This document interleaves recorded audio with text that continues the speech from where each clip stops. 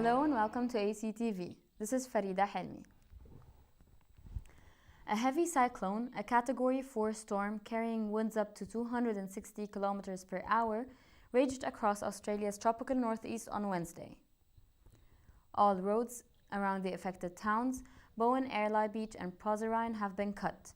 As for the Queensland State Premier Anastasia Palaszczuk, residents were urged to stay indoors so that emergency personnel can work on restoring roads in the affected areas. Around Bowen, Ellie Beach, Proserpine. It's going to be a huge job to clear those roads, so we're asking people to stay indoors and not move until we can actually get our emergency personnel there. At the moment, not many reports of injury, but having said that, we still know that a lot of people have lost communication, so we want to make sure that everyone is safe there. I've also been updated about our Whitsunday Island. So yes, substantial damage, structural damage on Hamilton Island. We're yet to make contact with Hayman Island. We've just been advised that Daydream Island, no reports of injuries there. However, they are running low in water, so our priority during the course of the day is to get water onto Daydream Island as quickly as possible. We've got over 200 guests there and I think around 50 to 60 staff. So that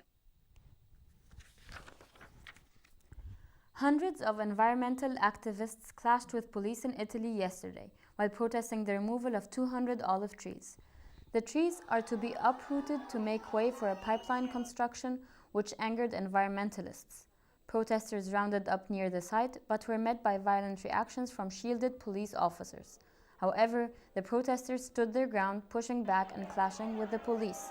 Similar protests took place in the United States last month, opposing the Dakota Access Pipeline.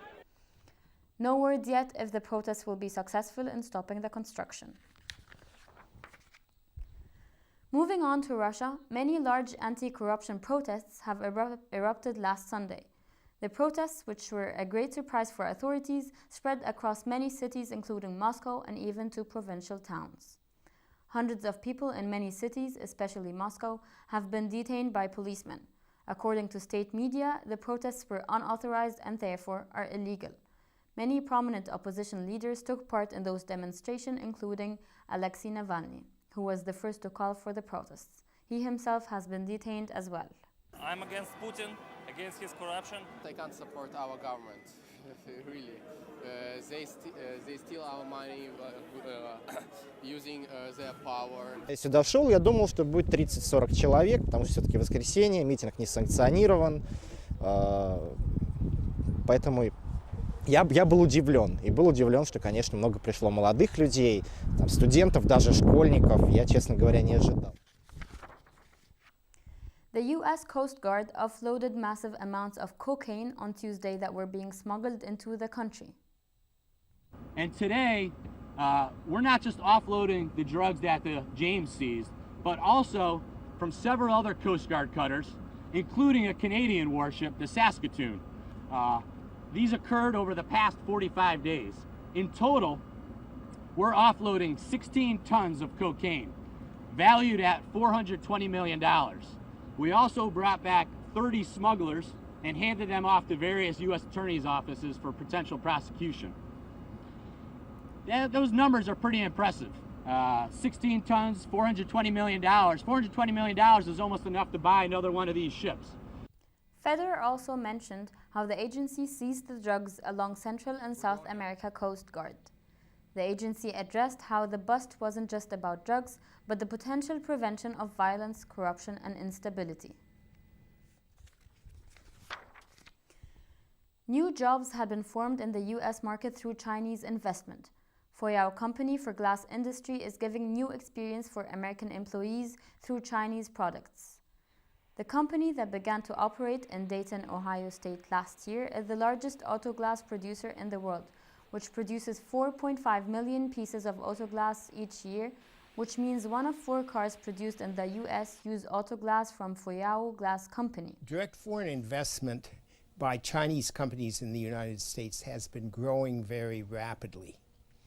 If you look at the figures for 2016, that was more than twice as much as 2015.